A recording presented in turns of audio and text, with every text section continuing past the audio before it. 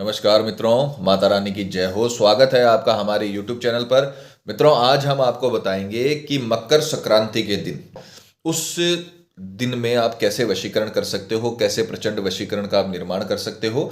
तो चलिए शुरू करते हैं। पर ध्यान रहे, मांस मदिरा का सेवन करके आपको विधि नहीं करनी है। और अगर आप विधि करने में असमर्थ हैं और वशीकरण आश्रम से करवाना चाहते हैं तो हमें बेझिझक संपर्क करें, आपकी पूरी सहायता की जाएगी। हमारे संपर्क सूत्र आपकी स्क्रीन पर चल रहे हैं। मित्रों, आज जो हम आपको विधि बताने जा रहे हैं उसका मौका सिर्फ साल में एक बार आता है। जब सूर्य मकर राशि में प्रवेश करता है तो उस त्यौहार को, उस वक्त को हम मकर, जो अपना राशि में परिवर्तन होता है सूर्य का, तो इसे मकर संक्रांति बोला जाता है और मकर संक्रांति के नाम से इस त्यौहार को मनाया जाता है। पर इस दिन जो रश्मियां धरती पर पड़ती है ना, वो तंत्र विद्या के लिए सबसे ताकतवर रश्मियों का निर्माण होता है। तो जिस प्रकार से दान धर्म के लिए सबसे उपयुक्त समय है, उसी प्रकार से तंत्र विद्या के लिए यह भी बहुत ताकतवर वशीकरण निर्माण करने के लिए उपयुक्त समय है। तो जैसा हमने बताया है वैसा करें, गारंटी है हमारी वशीकरण होकर रहेगा। जीवन में आपको इस विधि के अलावा कभी कुछ नहीं करना पड़ेगा। कभी भी किसी तंत्र मंत्र की तांत्रिक वीडियो देखने की आप आवश्यकता नहीं रहेगी, ना किसी तांत्रिक की आपको आवश्यकता जिंदगी में पड़ेगी। ये विधि आज तक फेल नहीं हुई है। आपका प्यार आपका गुलाम हो जाएगा, आपका प्यार आपका जीवन साथी बन जाएगा, हमेशा के लिए आपका बन जाएगा। तो जैसे हमने बता रखा है, इस विशेष मुहूर्त पे 5 गुना ज्यादा ताकतवर शक्तियों का निर्माण होता है और बहुत ही ताकतवर वशीकरण होता है। तो ये जो 14 जनवरी है, इस दिन आपको ये मौका गंवाना नहीं है और वशीकरण करके अपने प्रेम लाइफ को, जो आपकी लव लाइफ है, उसे पूरी तरीके से अच्छा बना देना है, अपनी मनोकामना पूरी करवा लेनी है। तो जैसे हम बता रहे हैं उसका अनुसरण करके आपको विधि करनी है। सामग्री जिस प्रकार से आप स्क्रीन पर देख रहे हो, आपको एक काला कपड़ा इसमें इस्तेमाल करना है। ये सूती या रेशमी किसी भी प्रकार का हो सकता है। दूसरा, इसमें आपको अपने प्रेमी की फोटो लेनी है। फोटो साइड फेस की नहीं होनी चाहिए, 3 साल से पुरानी फोटो नहीं होनी चाहिए, सामने देखते हुए उसकी फोटो होनी चाहिए। और 3 साल से पुरानी फोटो होगी तो आपको फिर वो रिजल्ट नहीं मिलेगा जो आप चाहते हो। मात्र 10% या 15% असर होगा, उससे फिर कोई फायदा नहीं रहेगा। तो आपको सामने देखते हुए फोटो और 3 साल से पुरानी फोटो नहीं होनी चाहिए। और पूरी तरीके से सफलता के लिए आपको ये जो हमने फोटो का आपको निर्देश बताया है, इसी प्रकार से आपको विधि में इस्तेमाल करना है। दूसरी बात, अगर आपके मोबाइल में फोटो है तो आप किसी भी फोटो स्टूडियो की दुकान पर जाकर ये फोटो निकलवा सकते हो और उसे विधि में इस्तेमाल कर सकते हो। तीसरी सामग्री आपको लेनी है अपने सीधे हाथ की मुट्ठी जितने काले तिल, जितने आपके सीधे हाथ की मुट्ठी में आते हैं। किसी का हाथ छोटा होता है, किसी का हाथ बड़ा होता है, तो अपने सीधे हाथ की मुट्ठी में जितने तिल आप ले सकते हो उतने तिल आपको विधि में इस्तेमाल करने हैं। ये 3 प्रकार की वस्तुएं आपको विधि में लेनी है और इससे ही वशीकरण का जो ताकतवर कर्म है वो बनेगा। तो अपने सम्मुख रखिए इसे। विधि के समय की बात करें तो मकर संक्रांति के दिन के समय में स्नान आदि से निवृत्त होकर शुद्ध तन मन के साथ नहा धोकर, शुद्ध तन भी आपका शुद्ध होना चाहिए और मन भी आपका शुद्ध होना चाहिए। क्योंकि अगर आप कुटिल मन से अगर ये काम करते हो तो आपको रिजल्ट नहीं मिल पाता है। तो आपका मन भी साफ होना चाहिए। तो ये तीनों सामग्रियां आपको विधि में लेनी है। अपने सम्मुख रखकर पूर्व दिशा की ओर मुख करके आपको बैठ जाना है और सर्वप्रथम जो आपने काले तिल लिए हैं अपने सीधे हाथ की मुट्ठी जितने, उन्हें आपको, देखिए, प्रैक्टिकल करके दिखाने का मतलब यही है ताकि आपसे कोई गलती ना हो। बस ये सीधे हाथ की मुट्ठी में इतने ही तिल आते हैं, इतने तिल आपको अंदाजन लेने हैं और उसे काले कपड़े के बीचों बीच डाल देना है। उसके पश्चात ये जो फोटो है आपने अपने प्रेमी की ली है, सामने वाले की, चाहे वो पति हो, पत्नी हो, प्रेमिका हो, प्रेमी हो, कोई भी हो, आपने जो सामने वाले की फोटो ली है उसे आपको जलाना है, पूरी तरीके से जलाना है। और जलाने के बाद इसकी राख आपको इस तिल में मिला लेनी है। इस प्रकार से आपको पूरी फोटो को जलाकर, सामने वाले के प्रतिबिंब को अच्छे से जलाकर, पूरा जलाकर, उसका ऐसा नहीं कि आधे जली फोटो आपने जला ली, आधा प्रतिबिंब जल गया, आधा आपने फेंक दिया, ऐसा नहीं। पूरी फोटो अच्छे तरीके से आपको जलानी है। जलाने के पश्चात आपको जो राख बनेगी उसे, ये जो आपने तिल लिए हैं उनके बीचों बीच डाल लेना है। और उसके पश्चात अब हम इस कपड़े को फोल्ड करेंगे। अब ध्यान से सुनिएगा, जैसे हम विधि करके दिखा रहे हैं वैसे ही आपको करना है।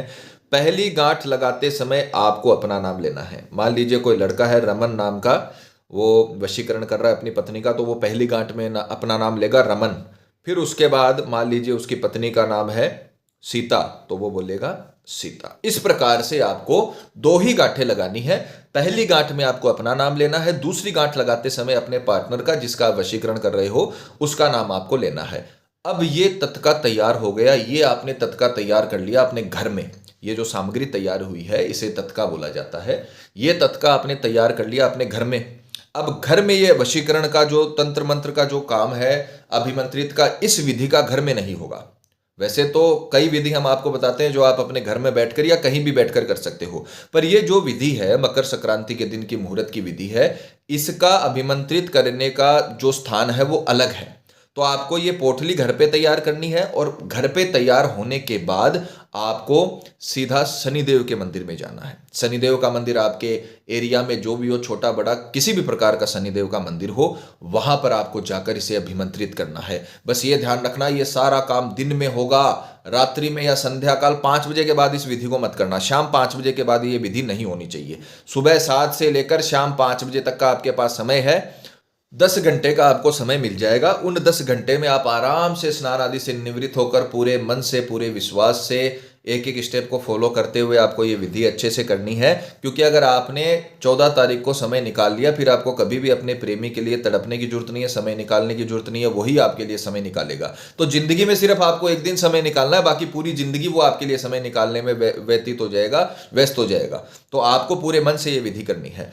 तो सुबह 7 बजे से लेकर शाम 5 बजे तक आपको ये विधि कभी भी कर सकते हो। अब आपको इस पोटली को लेकर शनि भगवान के मंदिर में चले जाना है और वहां पर मंदिर प्रांगण में बैठकर आपको इसे अभिमंत्रित करना है। अब ध्यान से सुनिएगा, सीधे हाथ में लेना है मंदिर प्रांगण में बैठने के बाद। और अब मंत्र को ध्यान से सुनिएगा, क्योंकि अगर आपने मंत्र सही से नहीं बोला तो फिर सारी जो आप ये विधि कर रहे हो ये व्यर्थ है, ये किसी काम की नहीं रहेगी। अगर आपने मंत्र का उच्चारण सही नहीं किया तो जितनी भी आप मेहनत कर रहे हो ये सारी बर्बाद हो जाएगी।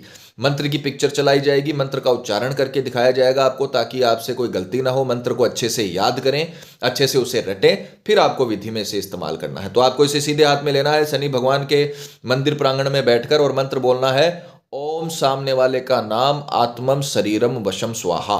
यहां पे अपन ने सीता नाम का उदाहरण लिया है, तो हम बोलेंगे ओम सीता आत्मम शरीरम वशम स्वाहा। यहां पर सीता के स्थान पे आपको अपने प्रेमी का नाम बोलना है, जिसका आप वशीकरण कर रहे हो, चाहे वो आपका पति हो, पत्नी हो, प्रेमिका हो, प्रेमी हो, कोई भी हो। ये ध्यान रखना, ये वशीकरण प्रेम वशीकरण है, प्यार वशीकरण है। ये किसी और रिश्तेदार पर मत करना। ये मनोकामना वाला वशीकरण नहीं है, ये प्रेम वशीकरण है, इसका ध्यान रखना। तो आप जिससे प्रेम पाना चाहते हो, जिससे प्यार पाना चाहते हो, विपरीत लिंगी से जो प्यार पाना चाहते हो, उस प्रकार का ये वशीकरण है, प्रेम वाला वशीकरण है, इसका ध्यान रखिएगा। अब आपको मंत्र ध्यान से सुनिए, ओम सामने वाले का नाम आत्मम शरीरम वशम स्वाहा, यानी सामने वाले का आत्मा और शरीर मेरे वश में करिए, ये आप मंत्र में बोल रहे हो। ओम सामने वाले का नाम आत्मम शरीरम वशम स्वाहा, ओम सामने वाले का नाम आत्मम शरीरम वशम स्वाहा। ये मंत्र आपको मंदिर प्रांगण में बैठकर 251 बार बोलना है और इसे अभिमंत्रित कर लेना है। अब आपको अपनी अंगुलियों पर भी आप काउंट कर सकते हो, पेन कॉपी से भी आप काउंट कर सकते हो, पर यह ध्यान रखना 251 मंत्र मतलब 251 मंत्र, 250 भी नहीं होने चाहिए और 252 भी नहीं होने चाहिए। क्योंकि अगर आपने 250 कर लिया तो मंत्र जो पूजा है वो अधूरी रह जाएगी, और अगर आपने 252 कर लिया तो दूसरी जो मंत्र पूजा है वो शुरू हो जाएगी। तो आपको 251 बार ही इसे ध्यान से मंत्र बोलना है।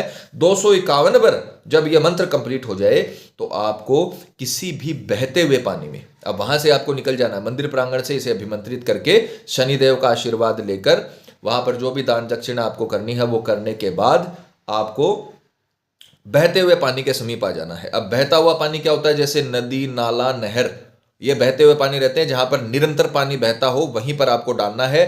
कुएं, बावड़ी, तालाब जहां पर रुका हुआ पानी हो वहां पर ये नहीं डालना है, नहीं तो फिर दिक्कत हो जाएगी। तो आपको ध्यान रखना है बहते हुए पानी में। अब हर जगह नदी और नहर नहीं होती, तो शहरों में बड़े नाले होते हैं जो निरंतर बहते रहते हैं। आपको ऐसा जगह देखना है जहां पर पानी निरंतर बहता रहे, वहां पर जाकर आपको इसे डाल देना है और बिना मुड़े, बिना किसी से बात किए घर पर आ जाना है। बस इतना काम आपको करना है और कुछ नहीं करना। आपको सिर्फ इसे अभिमंत्रित करना, अभिमंत्रित करके बहते हुए पानी में से डालकर बिना मुड़े, बिना किसी से बात किए घर आ जाइए। अपने हाथ मुंह धोइए, पहुंचकर आप कहीं पर भी जा सकते हो। फिर आपके प्रेमी का काम शुरू हो जाएगा, आपको कुछ करने की जरूरत नहीं है। अगले दिन 14 तारीख को आप ये काम करोगे, 15 जनवरी खत्म होते होते आपको इसका रिजल्ट मिल जाएगा। यानी 15 जनवरी सूर्य अस्त के पहले पहले ही आपको इसका रिजल्ट दिखने को मिल जाएगा। आपका प्रेमी चाहे दुनिया के किसी भी कोने में हो, चाहे आपके घर के सामने रहता हो, चाहे विदेश में रहता हो, चाहे देश में रहता हो, वो आपको खुद रिस्पॉन्स करेगा। अगर आपने विधि सही से की है, जैसे हमने बताया वैसे की है, गारंटी है हमारी वशीकरण होकर रहेगा। आपका प्रेमी आपके आगे नतमस्तक हो जाएगा, आकर्षित हो जाएगा, किसी थर्ड पर्सन के चक्कर में उसको छोड़ देगा, पूरी तरीके से आपके लिए आकर्षित हो जाएगा। पति पत्नी में अगर डाइवोर्स का मामला चल रहा है या प्रेमी किसी के बहकावे में है, बुरी संगत में आकर आपको छोड़ रहा है, कई सालों तक चला हुआ रिश्ता टूट रहा है, हम देखते हैं कि 9-9 10-10 साल रिश्ते चलते हैं, फिर शादी के लिए मना हो जाती है और रिश्ता टूट जाता है। तो ऐसी सिचुएशन में, या फिर प्रेमी शादी के लिए मना कर रहा हो, रिश्ते में किसी थर्ड पर्सन के आने की वजह से लव लाइफ खत्म हो गई हो, तो किसी से भी झगड़ा करने की जरूरत नहीं है, किसी से भी लड़ाई करने की जरूरत नहीं है। कई लोगों के मन में सुसाइड जैसे गलत विचार आने लगते हैं, उनको लगता है सब कुछ खत्म हो गया। सब कुछ खत्म नहीं हुआ है। आप तंत्र विद्या का इस्तेमाल कीजिए, तंत्र विधि का इस्तेमाल कीजिए। आपके प्रेमी को, आपके जीवन साथी को कोई आपसे अलग नहीं कर पाएगा, वो खुद आपके पास आएगा। माता रानी आपको जरूर सफल करेंगी। और मित्रों, आपको एक और बात बता दें कि जब किसी व्यक्ति पर पहले से कर्म होता है तो उस पर किसी भी प्रकार के वशीकरण कर्म का असर नहीं होता, चाहे वो हवन वशीकरण ही क्यों ना हो। अतः अगर आपको ऐसा लगता है कि आपके प्रेमी पर किसी ने कुछ करवा दिया है या उस पर किसी प्रकार का जादू टोना है, तो आप हमें संपर्क करें। आपको बताया जाएगा कि आपके प्रेमी पर किया कराया है या नहीं, साथ ही उसका समाधान भी किया जाएगा।